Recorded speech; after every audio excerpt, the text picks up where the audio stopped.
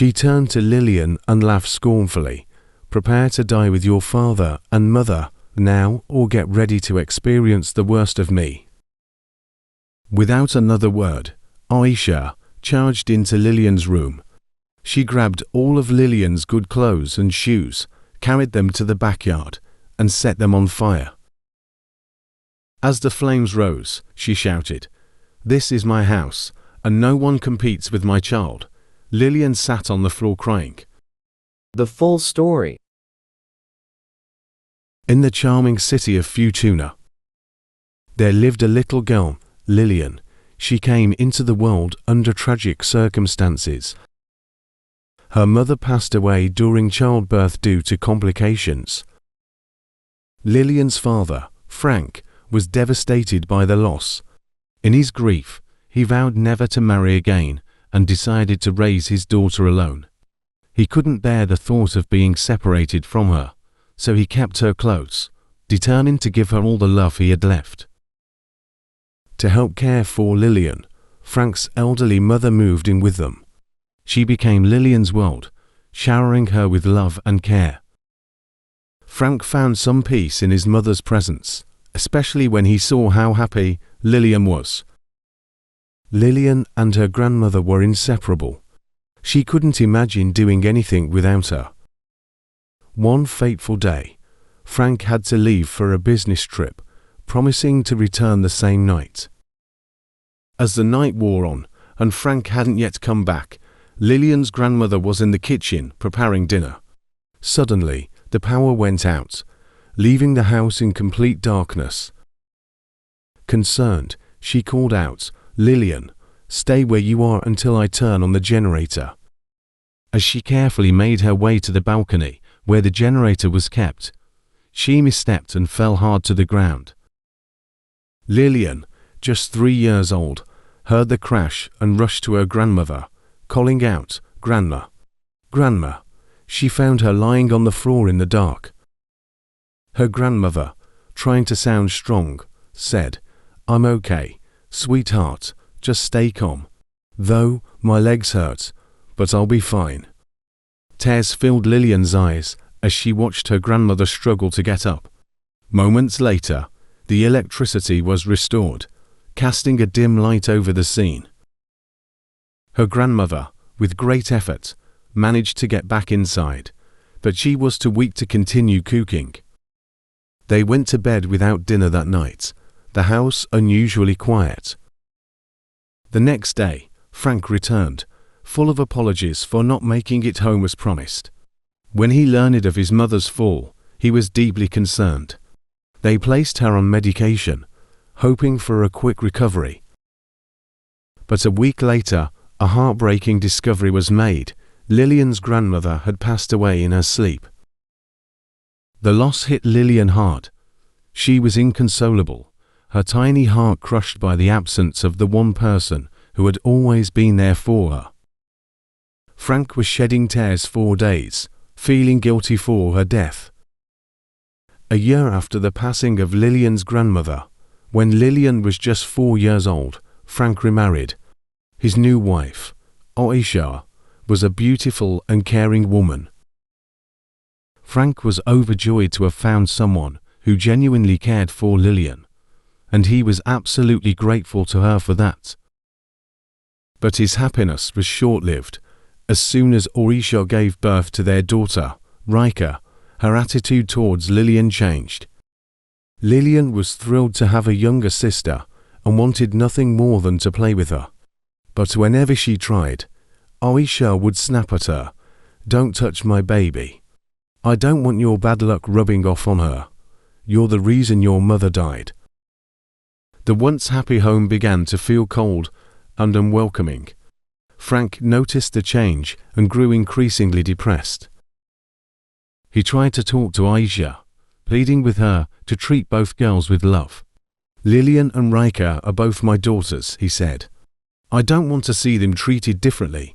Lillian is your daughter too." But each time he talks about it, Aisha always explodes with anger. "My daughter, never. She's a curse, and I won't pretend otherwise." Frank, hurt and frustrated, insisted, "She's my lovely daughter, and you know it."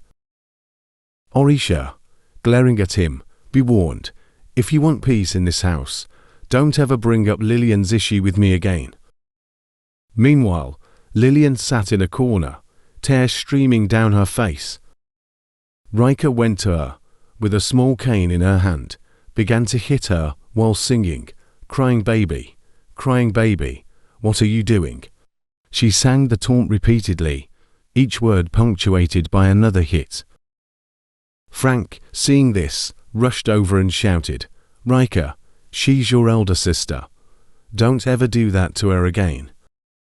Rika, startled, began to cry, and Oisha quickly intervened, rebuking Frank, "Don't you dare shout at my baby again.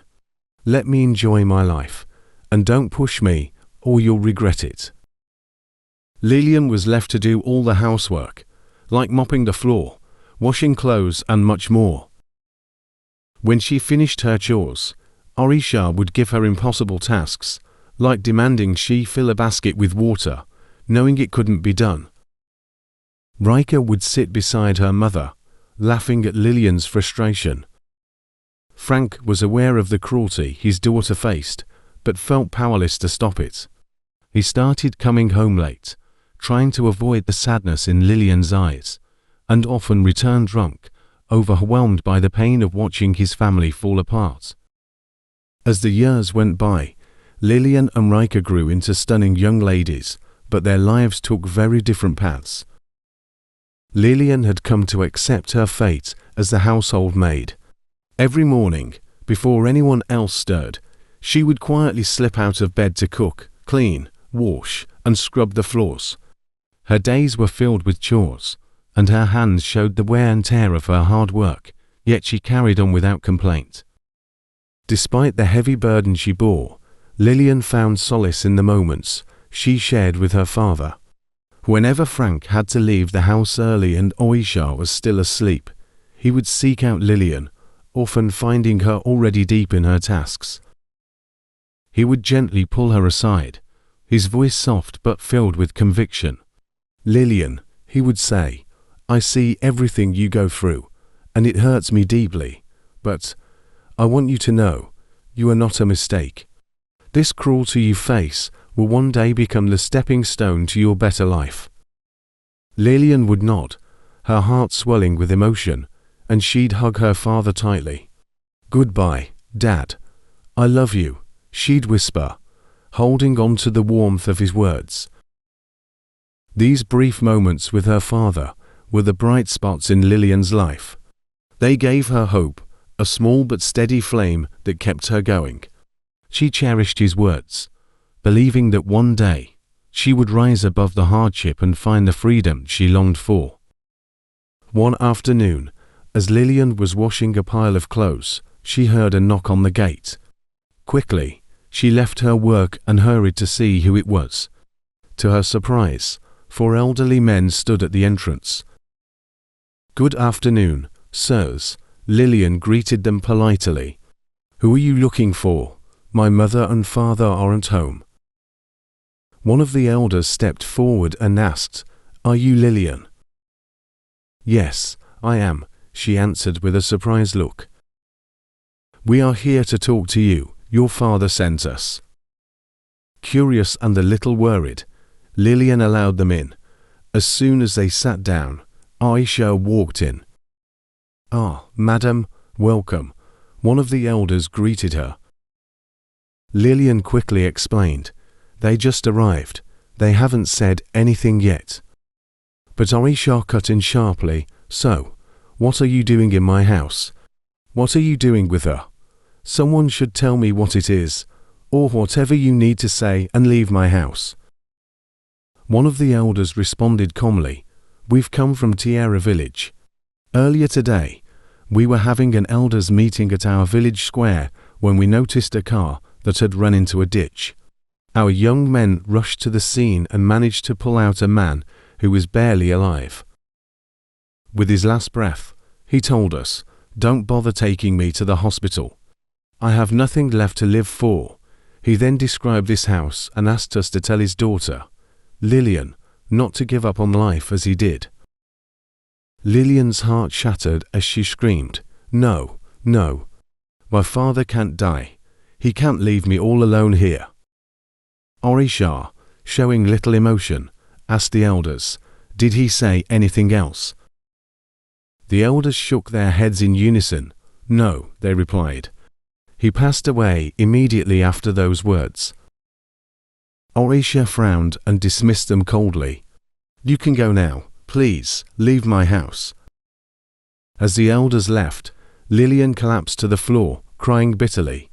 She knew that her father's death marked the beginning of a new, indeed darker chapter in her life, one filled with uncertainty and fear. As soon as the elders left, Aisha stormed back into the house, a twisted smile on her face. She turned to Lillian and sneered, "Prepare to die with your father and mother, or get ready to cope with the worst of me." Without another word, Aisha charged into Lillian's room.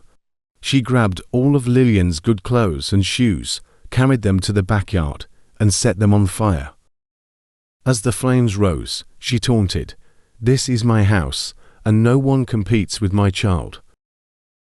From that day on, Aisha's hostility toward Lillian intensified. Each day brought new cruelty, and Lillian's life became even more unbearable. At the palace. King Obet had ruled over Futuna city for more than 30 years, guiding his people with wisdom and strength. His only son, Prince Martins, had been sent abroad at the age of 10 to receive his secondary and tertiary education. Now, according to the customs of the land, it was time for Prince Martins to return home. Tradition demanded that Prince Martins had to marry a woman from Futuna city. To ensure the right match, King Obet issued a royal decree. The High Chief was to gather all the eligible young women in the city for a selection process. From this group, the best 10 would be chosen to live in the palace with the prince for 3 months upon his return to afford him the opportunity to choose his bride. The king gave the High Chief strict instructions to carry out the selection process with the utmost care and integrity. "The future of our land rests on this choice," King Obet advised. "Choose wisely, for the woman who becomes the prince's bride will shape the destiny of Futuna." Before the interview day, Aisha had already bribed the High Chief's wife to ensure her daughter, Rika, would be selected. The morning of the interview, Rika was preparing herself, her excitement barely contained. As she dressed, she suddenly shouted at Lillian, "Don't just stand there staring, clean my shoes." Lillian hurried over to grab the shoes when Aisha entered the room. "What is she doing here?" Aisha snapped. "Don't let her touch you or anything you're taking to that place.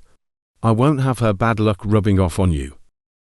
Rika, now ready, walked with pride toward the door, her head held high as she walked.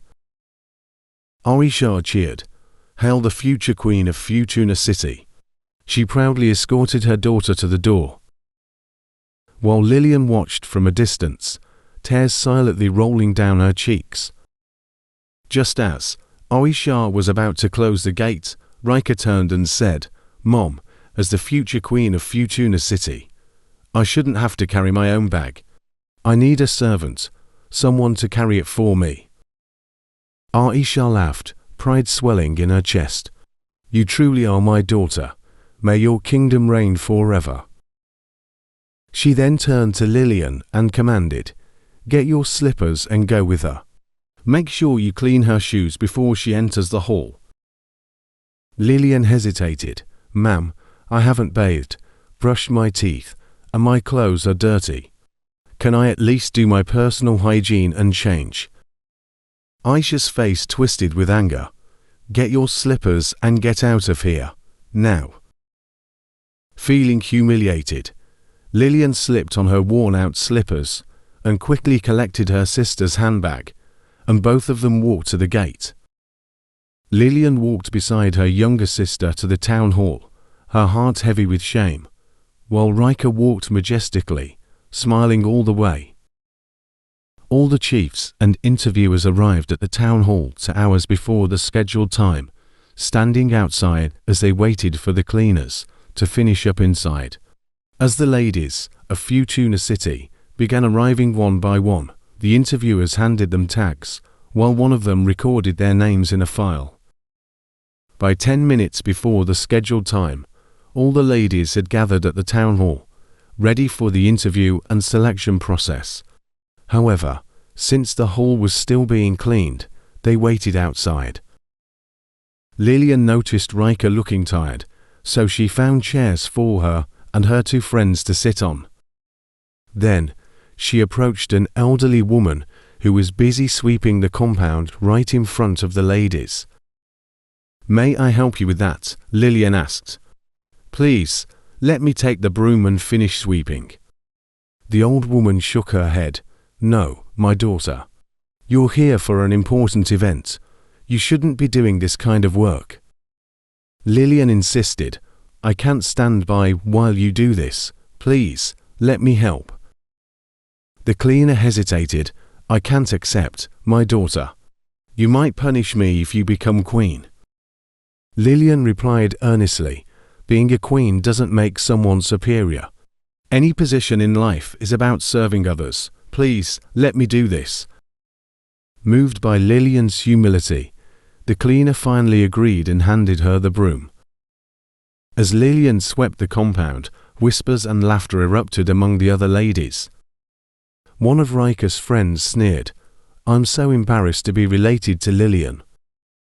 Riker, clearly relishing the moment, added, "I'm ashamed to share the same father with her." Despite the cruel comments and mocking, Lillian focused on her task, her dignity intact as she quietly swept the compound and dusted the chairs. As soon as the sweeping was finished, the High Chief stepped forward to address the gathered ladies. "Greetings to all of you," he began. "I'm pleased to announce that we have come to the end of today's interview. My team and I arrived early to observe every one of you as you were arriving at this venue. I want all of you to know that everything that happened here today was not a coincidence. They were part of this event.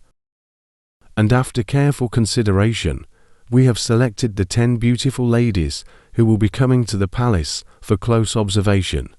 This will allow Prince Martins to choose his bride from among you."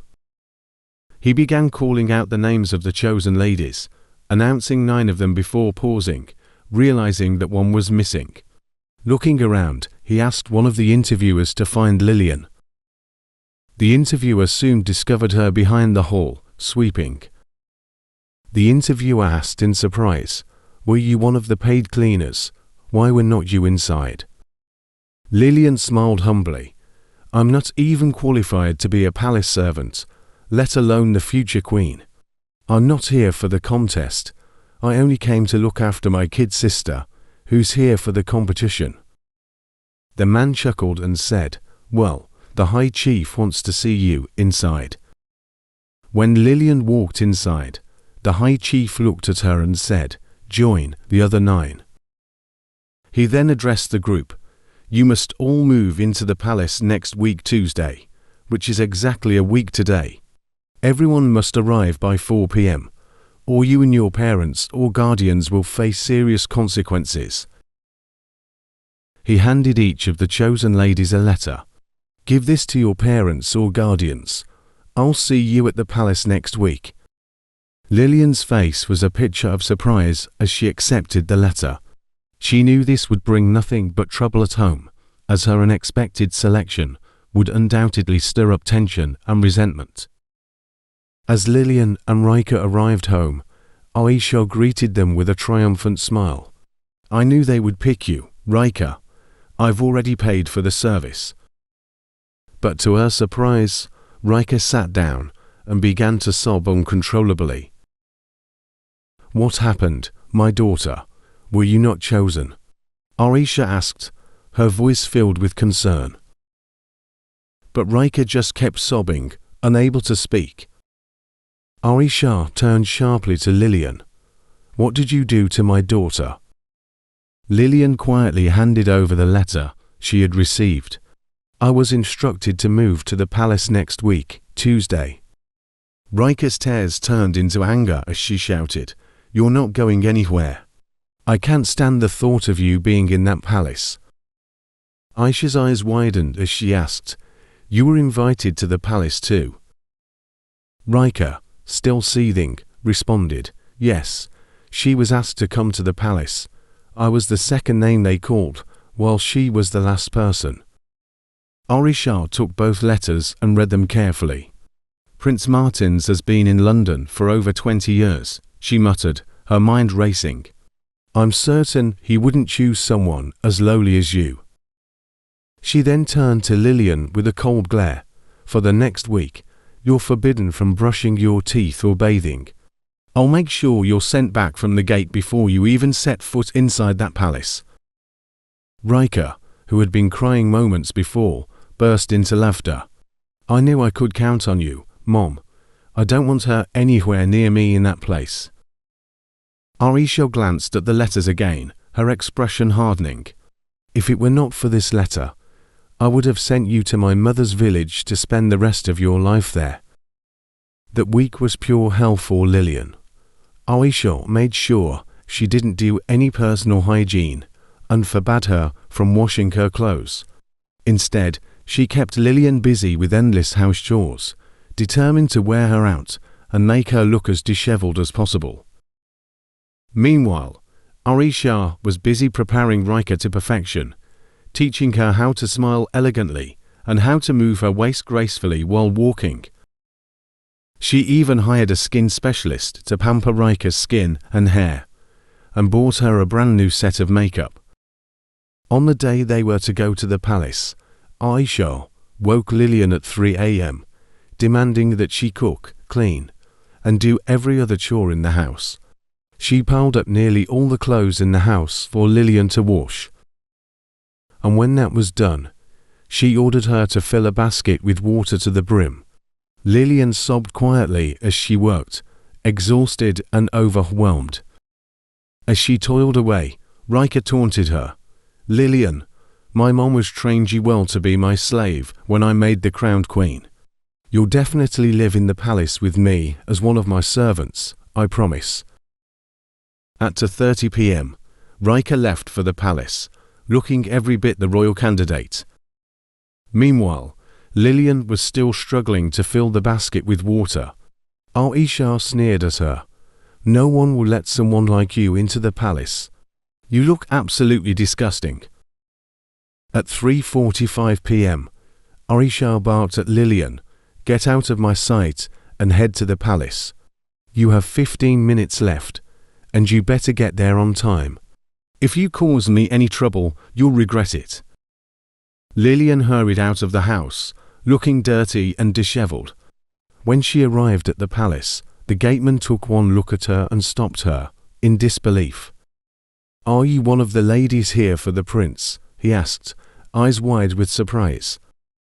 Lillian nodded hesitantly, "Yes." The gateman shook his head in shock. "Why are you dressed like this? You don't look good at all." Seeing her pitiful state, he quickly called over one of the palace servants. "Please," he urged, "get her a change of clothes. She needs to look at least a little better. And take her to the last room that was prepared for the guest."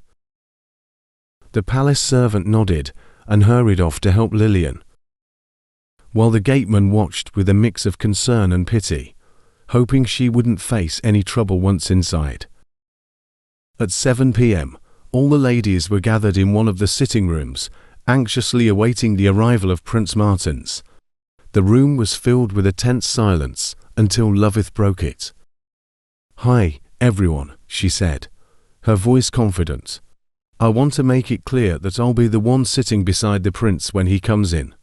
I can't stand the thought of anyone else taking that spot beside my future husband." Everyone stunned with her saying, while Riker's face darkened with a scowl. "What are you implying? Do you think I'm here to play games? The prince is mine, and the sooner you realize that, the better." As the others began to chime in, the door opened, and Prince Martins entered the room. The ladies quickly stood up to greet him, some with bright smiles, hoping to catch his eye. Prince Martins, with a calm and regal demeanor, asked each of the ladies to introduce themselves. One by one, they took their turns, each adding a flirty comment like, "My prince, you're so handsome," or "My prince, you're truly charming." Only Lillian introduced herself politely and without embellishment. After listening to all the introductions, Prince Martins signaled to one of the two guards standing by his side. The guard handed out booklets to each lady. These booklets contain the detailed schedule of our activities, the prince explained.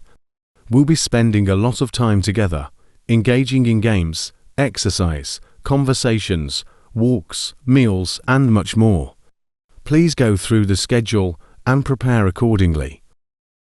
He then added with a warm smile, "And for your information, my guards, Desmond and Patrick, will be here to attend to any of your needs.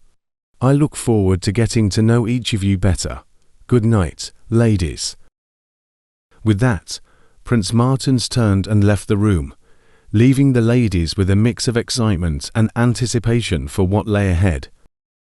Rika had been spending her days at the palace making friends with the male servants, subtly probing them for information about Prince Martins. She'd often slip them small amounts of cash as a thank you for any valuable details they shared. One day, she convinced one of the servants to do her a favor.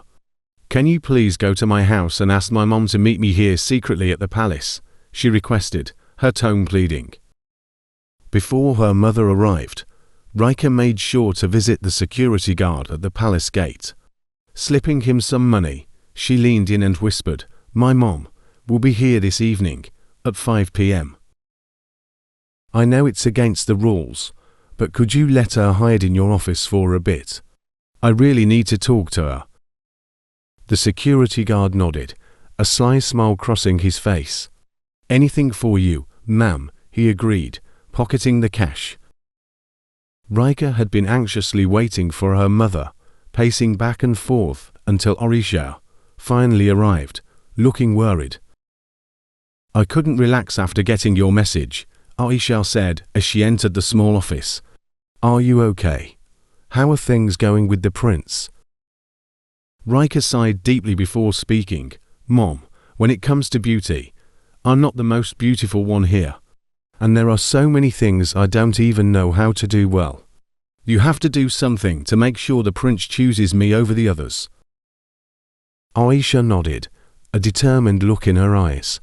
"You're truly my daughter, and I'll make sure you become the crowned queen. Don't worry, I'll come back in 2 days with a plan." Feeling reassured, Rika returned to her room with a smile, confident that her mother was up to the task.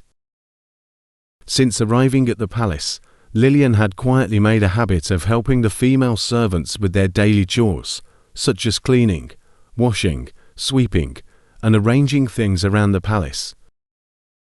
The servants had tried to stop her, reminding her that she was there for a different purpose, but Lillian was persistent. She woke up early every morning to join them, and over time, they began to see her as one of them. Angela, the servant who had given Lillian clothes on her first day, often urged her not to get involved in the dirty work. But Lillian couldn't help herself. It was in her nature to lend a hand. Desmond, one of the prince's guards, had been observing Lillian from a distance. He noticed how she easily blended in with the servants, and one day, he decided to intervene. Approaching her, he said firmly, "Lillian, you need to stop this. You're here as a guest, not a servant. Please stick to the activities in the program booklet." Lillian was taken aback. "Please, sir," she pleaded. "I must do this every day. I'm just helping them, they're my friends. Please don't stop me." Desmond sighed, sensing her sincerity. "You're putting my job at risk. If the king finds out, I could be in serious trouble." Lillian's eyes filled with concern, but she pleaded once more, "Please, help me, don't stop me." Desmond hesitated for a moment before finally nodding. "Okay, I'll discuss it with the prince." Lillian's face lit up with gratitude. "Thank you so much, sir," she said, her voice filled with appreciation. As Lillian and Desmond were talking, they suddenly heard loud noises coming from the other ladies. The argument had escalated into a full-blown fight between Loveth, Riker, and Betty, each of them vying for dominance in the competition. By the time the guards arrived, the scene was chaotic. Desmond shook his head in disbelief as he sat down and said, "This is so childish. Why don't you wait for the prince to make his choice in front of everyone? There's no need to fight over this. Just do your best and let the outcome speak for itself." Lillian quietly watched the commotion, her eyes resting on Riker. Riker, sensing Lillian's gaze, Riker sneered and said loudly, "Lillian, I would have invited you to my room to wash my things as usual, but I don't need you here anymore. The servant assigned to me has taken over your duties." She said this in front of everyone, trying to humiliate Lillian. But Lillian remained calm, nodding slightly. "All thanks to her," she replied, "but I'm still at your service any time you need me." That night, as Lillian settled into bed, she whispered to herself, "I refuse to give up on life. I am not a mistake. I will surely succeed." These words, spoken in the quiet of the night, were a promise she made to herself of how to rise above the challenges she faced. 2 days later, as promised, Aisha returned to the palace with a plan. She handed Riker a small vial containing a seducing charm. "Arrange a private meeting with the prince," Aisha instructed. "When you see him approaching, quickly apply this to your eyelids and wink 3 times. He'll lose his heart to you instantly. Don't make any mistakes. Fight for what belongs to you." Riker nodded, grateful for her mother's help. Once back inside, Riker sought out Patrick and pleaded with him to arrange a one-on-one meeting with the prince.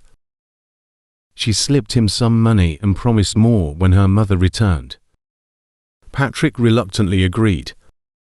As the prince approached, Riker followed her mother's instructions, winking 3 times while saying, "Aren't I beautiful?" The prince smiled warmly and replied, "You are very beautiful, my darling." From that moment on, their relationship blossomed. The prince became so fond of Riker that he would go to great lengths to protect her. When the other ladies, Loveth, Agatha, Betty, Ada, and Precious, noticed the growing bond between Riker and the prince, they made a vow that they would not leave the palace without securing a marriage. Determined to find a place in the royal family, no matter what it took, Lillian immersed herself in learning from the palace's female servants and soon began assisting the cook in the kitchen. Her food quickly became popular among the staff, and the cook, impressed by Lillian's skills, asked her to share her secrets. One evening, as the king enjoyed his dinner, he noticed a remarkable change in the food's flavor. He requested the cook, Madame Zara, to come to him. "I've noticed a dramatic improvement in your cooking over the past 2 days," the king said. "The food is delicious, and I want to increase your salary for this. You've really outdone yourself." Madame Zara smiled and replied, "Long live the king. It's not just my work. One of the ladies here has been helping in the kitchen, and she was the one that prepared dinner for the past 2 days. She asked to assist, and with permission from the prince through Mr. Desmond, her request was granted." The king was intrigued. "I'd like to meet her tomorrow." The next day, in his private sitting room, the king requested to see the young lady who had contributed to the improved meals. Lillian entered, dressed simply, and greeted the king.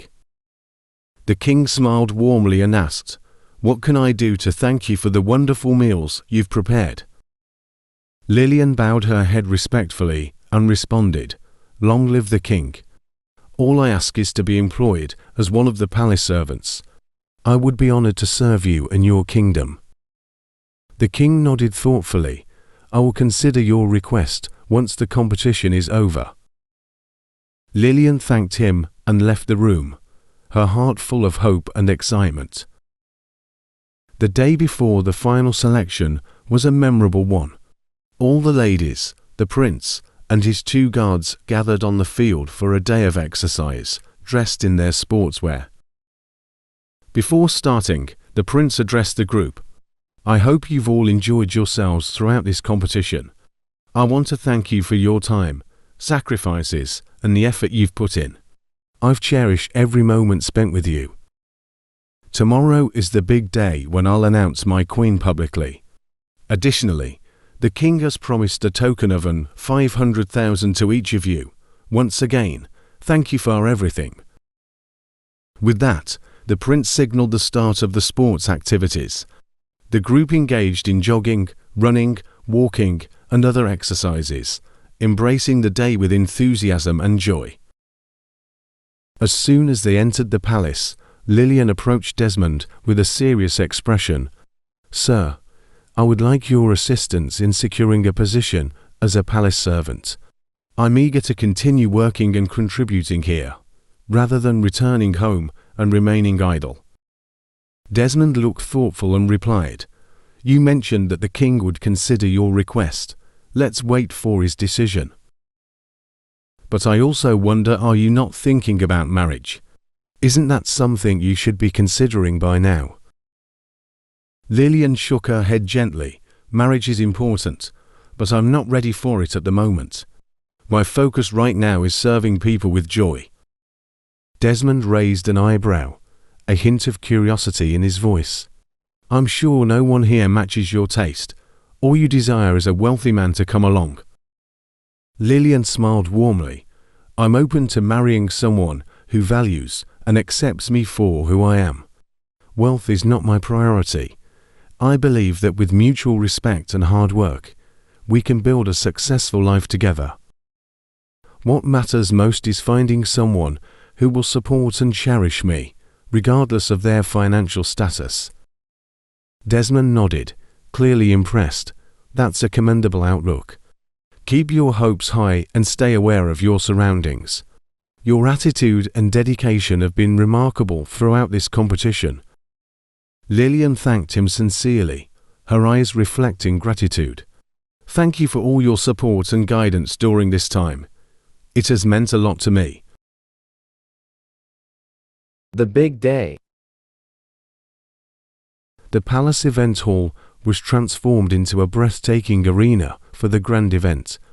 The hall is adorned with vibrant decorations and lush flowers, sparkled under the different shade of lighting.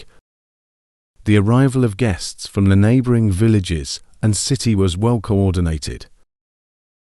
As the guests were arriving, they were walking majestically in their finest attire, their excitement palpable as they took their seats. Villagers, dressed in their best, eagerly awaited the announcement of Futuna City's future queen. As the atmosphere buzzed with anticipation, dancers and singers took the stage, their performances adding a festive rhythm to the day. Amidst the lively entertainment, the 10 finalists made their grand entrance. The ladies, dressed elegantly, proceeded to their seats at the high table, each hoping to catch the prince's eye. King Obet rose to address the gathering, his voice resonant with authority and warmth. "Ladies and gentlemen, esteemed guests, and beloved citizens of Futuna City, I extend a heartfelt welcome to all of you. Today's event holds immense significance for the future of our land. As many of you know, this tradition is both a time-honored custom and a vital part of our heritage.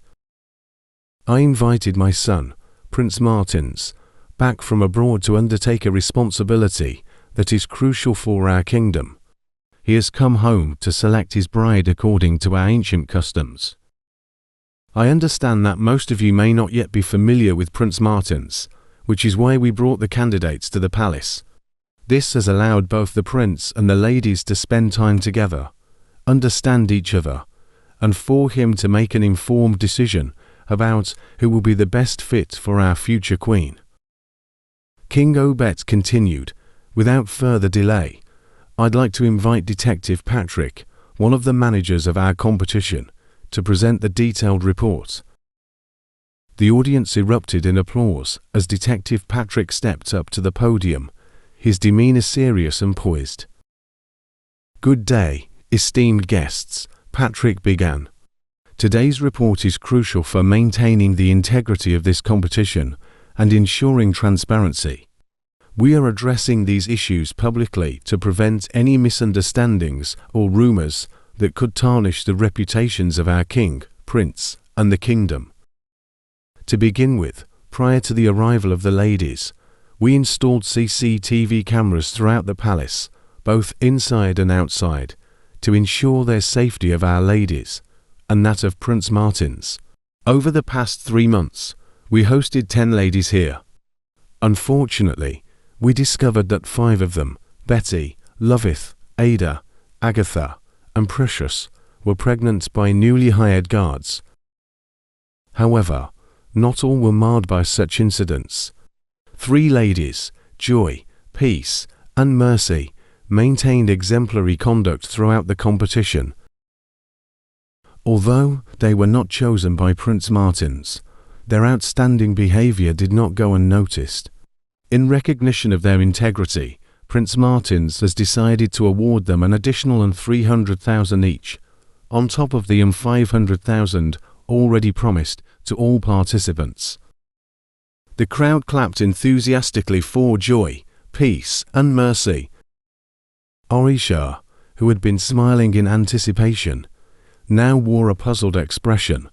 She was surprised not to see Lillian's name mentioned among the top contenders and muttered to herself, "She must have committed a grievous offense. I will definitely deny knowing her, today." Detective Patrick continued, "Now, I'd like to call Prince Martins, who's seated next to King Obet, to join us at the podium. And Mr. Desmond, please come up as well." The crowd buzzed with excitement as Prince Martins and Desmond walked to the front. Desmond took the microphone with a mischievous grin. "Ladies and gentlemen," Desmond began, "I have a story to share. Immediately, I returned to the country from abroad. I decided to check on my old primary school friend in one of our neighboring villages. I was shocked when he told me that he now works as a truck pusher in the market, to keep soul and body together. He explained how things got bad for him when he lost his both parents after our primary education." Desmond paused, but before we dive into the big reveal, let me ask Rika to come forward.